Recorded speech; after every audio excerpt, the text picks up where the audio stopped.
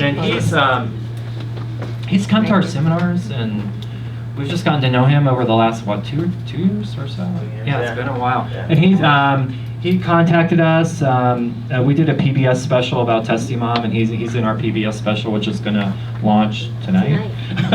And so, we've loved working with him, and he's going to tell you a little bit about his experience and what he's done with his son with Testy Mom materials. Thank you so much, Mike. Yeah, sure. So, as you mentioned, my name is Moise, and Karen did not ask me to come here tonight, and nor am I getting paid to say anything I'm going to say. I was just in your seat last year, and I remember having another parent be here and just getting the value of just, a third party who's not affiliated and impartial give their opinion on the process. So my son currently just started kindergarten at Tag Young Scholars, which is a citywide school. And I just actually came back from curriculum night. I don't have a pink backpack, but he forgot his lunchbox. So I got a green Ninja Turtle lunchbox just to overdo Michael one.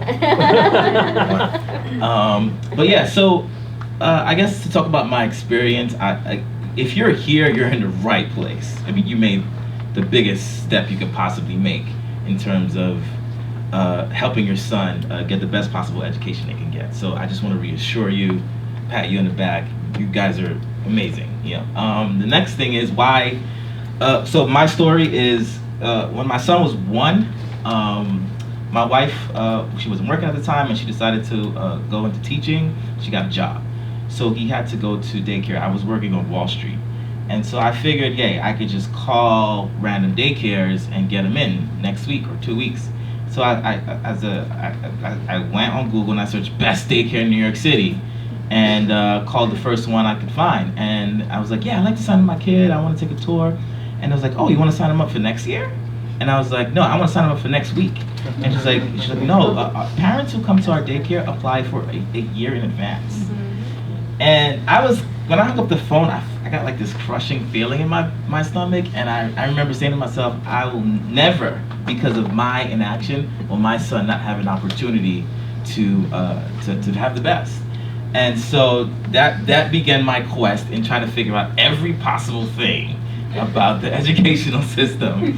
And I guess I became a mini expert. And through that process, I found out that there was a gifted and talented program. The first thing I want to tell you is that you will hear a lot of misinformation about gifted and talented program. But Karen Quinn and her program will provide you the absolute best and correct information out there. And her website is full of its inexhaustible resources. I mean, interviews with like professionals and psychologists, and she's always putting stuff out there. And this is the best money you could spend in terms of signing up for her website and the 1-year membership. Totally a no-brainer. We also had the game as well, which is very helpful because at some point your kid might just get tired of doing the questions, and the game helps to disarm the environment and help them not focus on the questions. Kids learn best through play. So if you make it fun and you turn it into a game, it really, really helps. So a big plug for the game as well. I guess I would say that when one of the parents that was speaking when I was in your shoes, they mentioned about not just prepping for the test in terms of knowledge, but prepping for the test psychologically, as you mentioned, in terms of visiting the school and getting your son familiar with strangers. One of the tips that I heard, actually, let me tell you this. She gave out a tip sheet on what to do, and I just followed everything to the T. Like what Michael said about, you're going to a school next week, and visiting the school, and then you're gonna meet someone, and they're just gonna ask you questions. I told him he's gonna play brain games. I didn't tell him about the test. That was actually a tip from Karen Quinn. Don't mention the word test, because that could make them have anxiety. When we were at the test, I actually saw kids being dragged in by the instructor. They were screaming and crying, and that's just not the best way to get started on a test. And you're already anxious. So I was really grateful that I kind of, and you could hear the parents like, yo, come on, you better do your best, like, kind of pressuring the kid. And I think that, what I did is I didn't even let them know that it was a test, and I helped to say, oh, this is just like the brain games we do at home.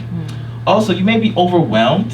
I worked on Wall Street. I was extremely busy. I didn't really have time to spend hours prepping him. But the website is really good because you can print out the questions and you can do them like when you're at Trader Joe's. When you start to get familiar with the questions and you kind of make up, if you see a kid get something wrong, let's say it's a math question, you can kind of make up those questions in a different environment to help them, answer those questions sort of while you're about your daily shopping or your daily routine. A little bit every day is much better than a lot in one sitting. So you guys have ample time to sort of do like 5 minutes a day, and then I increased his sort of ability to do more by doing 10 minutes a day, and then I tried to go crazy and do 20 minutes a day, and he had one of those tantrums they talked about, and I felt like giving up, and I was like, oh my goodness, this is not going to work.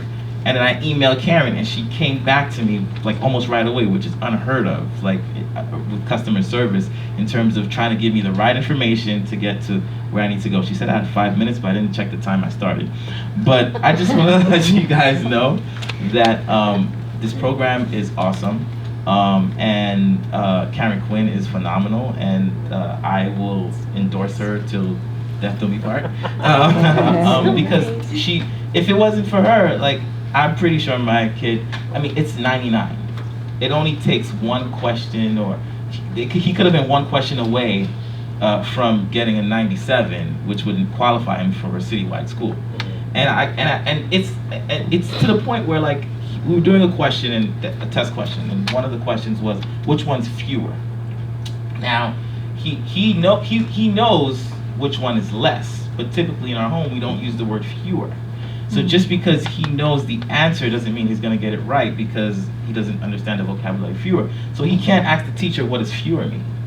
You have to sort of kind of tell, you have to sort of practice with the question, and the questions that they give you help you to sort of prepare your kid with the vocabulary. So that whole week I was always talking about, I use fewer like crazy, because he had to know, he's going to get that one right. This is a great program, like I said many times, and I think I'm going to stop now. But if you guys have any questions, I'll be here at the end, and I'd be glad to help you answer it. There is a really big difference between these schools and the general schools. It's night and day. It's totally a different environment, and kids learn so much from each other.